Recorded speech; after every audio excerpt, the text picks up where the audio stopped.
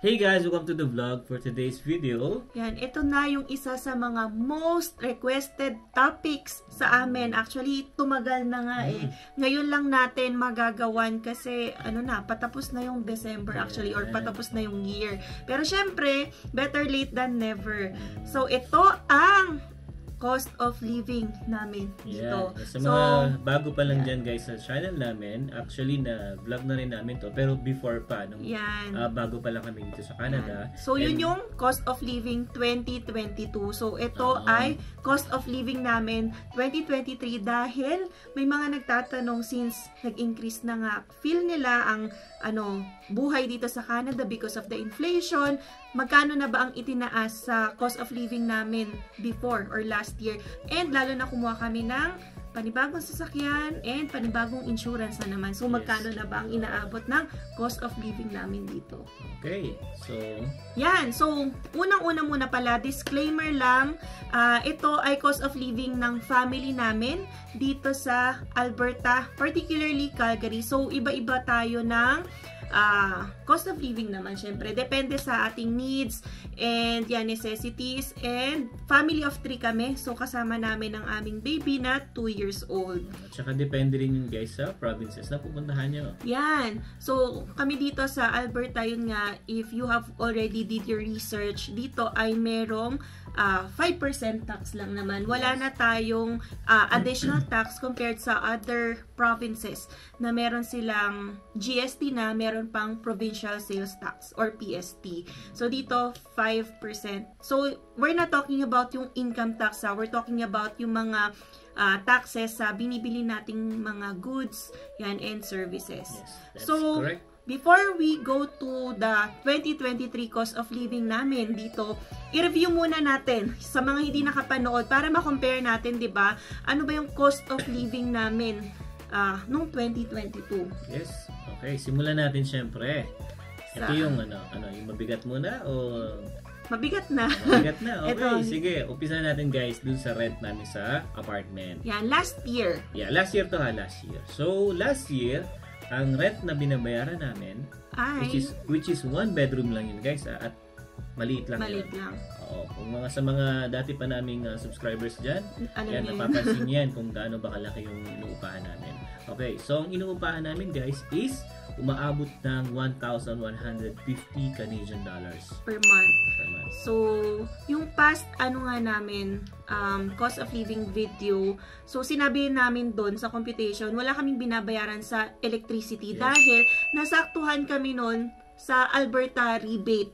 So, may rebate na $50 a month. Pero actually, later on, no, hindi na namin nagawan syempre ng panibagong video, nagbabayad na kami ng about 70 to 80 Canadian dollars for the electricity kasi nga wala ng rebate.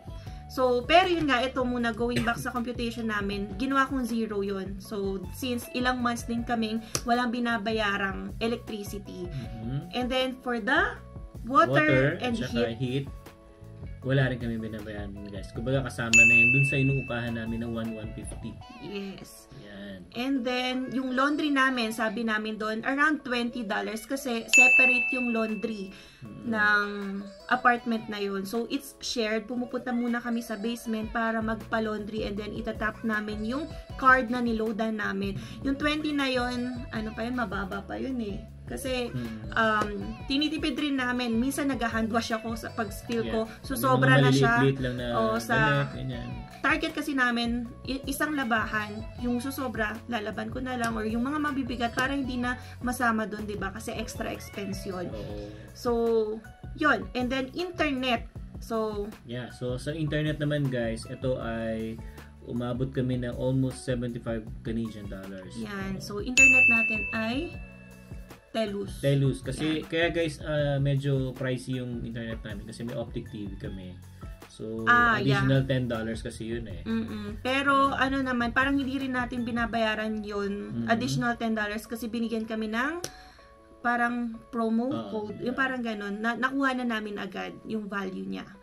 And then, sumunod naman guys na expenses nung bago kami dito is syempre yung SIM card namin dalawa. So, for the computation na 45 each, so nilagay namin $90 a month. And then, car insurance for our old car is, yun nga, yung nasabi namin sa previous vlog, it's $209. Monthly yun, guys. Monthly. Yeah. And then, syempre, yung gasolina namin noon, estimated lang no, kasi nag-work ako, malapit lang naman yung work ko, si Emma naglalakad lang that time. So, maabot kami dun, guys, ng $200 a month. Yeah, estimated yon, pwedeng bumaba, pwedeng tumaas. Yan, depende rin kasi sa gala. So, nagbabanf din kami noon. So, yeah, it depends. So, average, $200. Yeah, syempre. Sumunod dito naman, guys, syempre yung grocery namin. Which is, malaki pa ngayon nilagay namin sa computation, $500 kasi sinama na namin yung mga kain sa labas. Yeah. Kasi dati na medyo ganado pa kami, guys. Siyempre, bago pa lang tayo, no? Yeah. So, marami kaming na-explore na Emma ng mga pagkain. So, kaya medyo nadagdagan yung expenses namin pagdating sa grocery namin. And then, ito, nagdi-day home kami before. Kasi nag-work ako rin. So, nag-work siya. Kaya, nagbabayad kami ng day home ng about $403 a month. Actually, bumaba na yan kasi yung umpisa namin nasa $420 o $430 yung bayad ko kay Ate Carol. So, yun yung estimated. And then, ito, hindi namin nasama noon. Pero actually, dapat nasama namin sa computation na. Kasi last year pa kami nag-start magbayad ng life insurance, which is $500 para sa aming tatlo.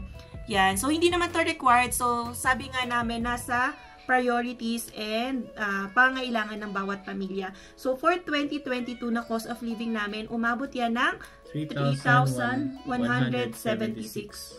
Canadian dollars. Yeah. Ayan. So, medyo mataas talaga, guys, kasi nga unang-una ang napadagdag dito syempre yung car insurance at saka yung life insurance namin. So, pwede nyo naman bawasan, timplahin kasi yan, kasi hindi naman kailangan yun para sa lahat or pwede nyo hindi i-prioritize agad yun.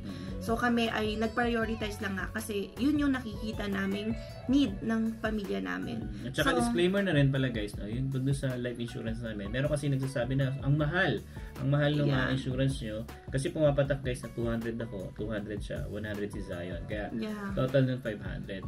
So, depende rin kasi yun, guys, na sa mga life insurance na kinukuha nyo. Kasi sa amin may investment kasi yun sa amin. Yeah, tinimpla rin namin. Pwede namin ito babaan, pwede rin taasan. Pero ito yung value na sinet namin na kaya. Kasi meron din sana kaming pro-life, nakakaumpisa lang. So, nagbabayad din kami ng about tig 17,000 a month pa ngayon kasi yung malaking investment yung kinuha namin. Pero sabi namin, hindi na namin itutuloy ito, pero yung itutuloy namin yung dito.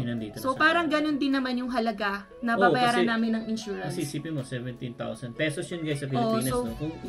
Kung convert mo yun dito sa Pilipinas, $300 to $400. Nasa $400. Tapos tig-isa pa kami noon. Yeah, kaya diniscontinue na namin. Kasi ano lang naman, kakaumpisa lang nun. Hindi ko diniscontinue yung sa akin sa Sun Life dahil sobrang tagal ko na nun. So, kinontinue ko yun. So, may another insurance pa rin ako. Yung diniscontinue lang namin ay yung Pro Life kasi ilang months lang yun dahil nga we opted na dito na lang mag-insurance, which is yun nga, 500 for the 3 of us. Yes. So, anyway. Mas nakatipid pa rin tayo. Yeah, mas nakatipid. Kung iisipin.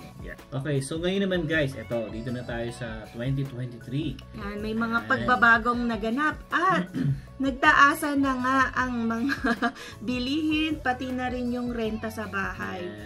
So, since kumuha kami ng sasakyan, nagkaroon na naman additional insurance. Yan, tumaas ang cost of living. Magkano na ang ating cost of living talaga. So, ito talaga yung cost of living namin ngayong 2023. Yan. Okay. So, syempre, umpisahan ulit natin sa pinakamabigat. Yung bahay nga, syempre, guys, yung apartment namin. Is pumapalo na siya, guys, ng 1,600. Yan. 1,600. Pero kasi nga, di ba, if compare natin yan kung hindi kami lumipat, 1,595. So, almost 1,600 na rin yun. And then, ito, included pa yung electricity doon kasi mag-a-add pa. So, mas mahal actually kung hindi kami lumipat. Yun nga, and then sa 1,600, kasama na doon yung? Siyempre, yung electricity, water, tsaka heat namin, and then, laundry. Yeah, wala na kaming additional cost for laundry dahil itong bago naming narentahan ay kasama na yung laundry natin. So, anytime nakakapaglaba tayo. Unli nga ito diba? Halos parang twice a week ata. Hindi naman. Hindi naman, sobra na yon. Okay. So, yan. All things being equal din naman sa internet kasi nilipat lang naman ng internet. Same 75. SIM card, 90. ganun pa rin. 90. And then, ito medyo tumaas. Car insurance from 209 naging 298. Yeah. So, na-discuss namin yan sa previous video. So, kung gusto nyo rin malaman kung paano kami nakakuha ng quotation and paano naka-save ng 298 kasi nga mahal talaga yung insurance dito para sa newcomers dito sa Alberta. Yes. And then, gas. And then, syempre, yung gasolina natin, guys. Minentain lang natin ng 200. Mahal. So, actually, mahal pa nga yung 200 kasi bagsak ngayon ang gasolina. Mura ngayon. Siguro papalo lang ako ng 140 siguro, 150. Yeah, kasi lapit lang ng work niya and then nga ang mura ng gasolina ngayon 112, 114. Kasi sa pagkakaalala ko guys, nung dumating ako dito ulit sa Canada, nung nagpagas ako, parang 2 weeks ko kasi yung $65 So mura ngayon. So actually, ito din to variable kasi minsan tataas yung gasolina, minsan babagsak. So average yan 200. And then grocery, kahit na tumaas yung cost of living, minentain ko siya na 500 kasi actually nga baby, mahal yan hindi tayo papalo ng 500. Hindi ko naman sinasabing 500 yung grocery kasi nakikita naman nila pag nag-grocery tayo nasa 150 lang, di ba? So kung gagawin mong 1 month yan, 300 lang. Pero nakikita rin naman nila na kain tayo ng kain sa labas. Kain dito ng mga ramen, kain sa Cross Iron, yung mga bili-bili ng ganyan. So average na lang din 500. Pero guys, it depends talaga sa kung paano kayo mamuhay. Kasi kung kain kayo ng kain, shopping kayo ng shopping, so mas mataas yan. And then, hindi nga dito kasama pa yung nag-Jasper kami, may accommodation pa yon. So, variable tong grocery. So, pwedeng mas mababa, depende sa needs nyo, pwede ring mas mataas. Okay. And then, syempre, yung day home namin, guys, wala na yun. Kasi nga, di ba, panggabi na ako. So, zero. Nag-aaral lang naman sa maga. So, wala kaming binabayaran pagdating sa day home. Kaya zero yun. Yan. And then, life insurance again, 500.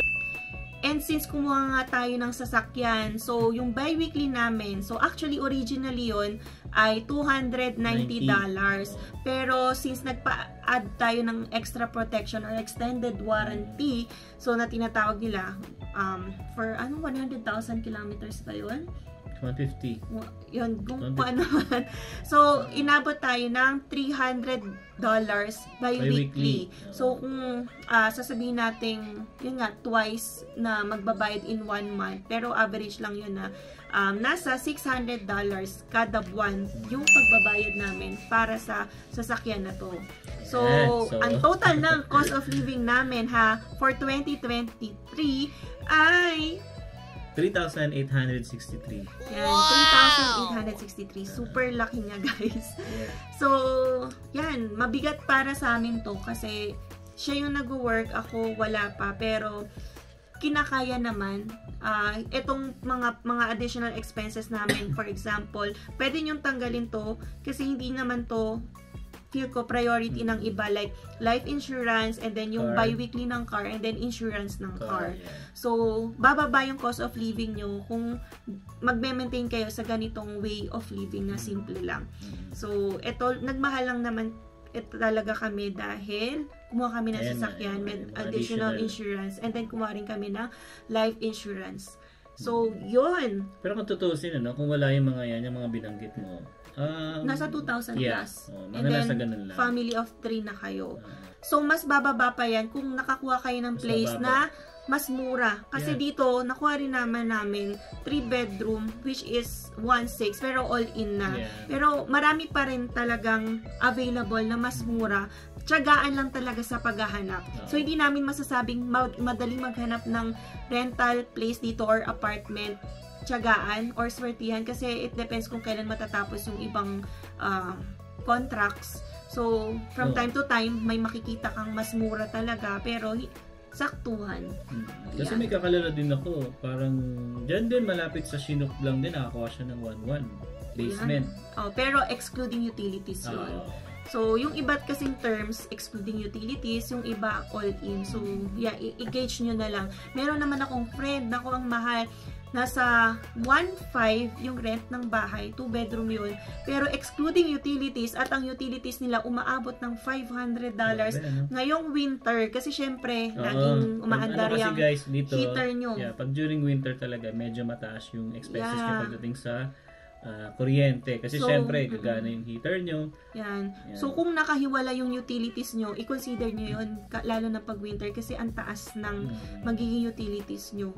Kaya ito, pasalamat na rin kami, inclusive. So, kahit sabihin natin 1.6, nandun na yung utilities namin, lalo na itong heat tsaka electricity, na super variable, tumataas talaga yan, lalo na pag winter.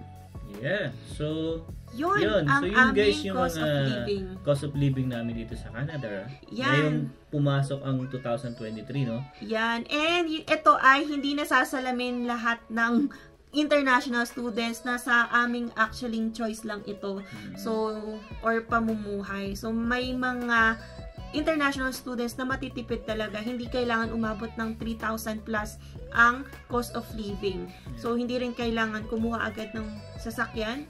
Yan, hindi naman kailangan yung ibang bagay. Pero yun nga, nasa inyong priority yan. Dahil ako, may kakilala rin. Hindi naman close na close or friend. Nakikilala ko lang because part ako ng group.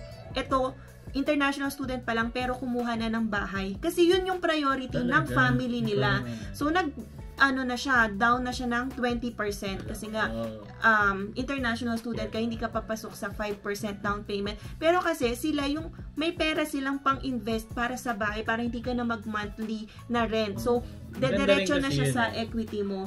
So, kung may ganun ka namang priorities, why not, diba? So, kuha ka na agad ng bahay para sa family mo. So, iba-iba naman talaga tayo ng priorities dito sa Canada. Yes, that's correct. So yun guys, I hope naging useful tong vlog namin na to, no? And medyo nagulat ka, biglang pumasok si Zion. Nagising lang kasi ng baby namin.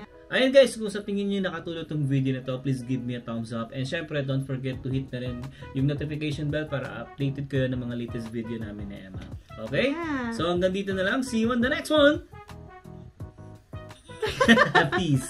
Peace!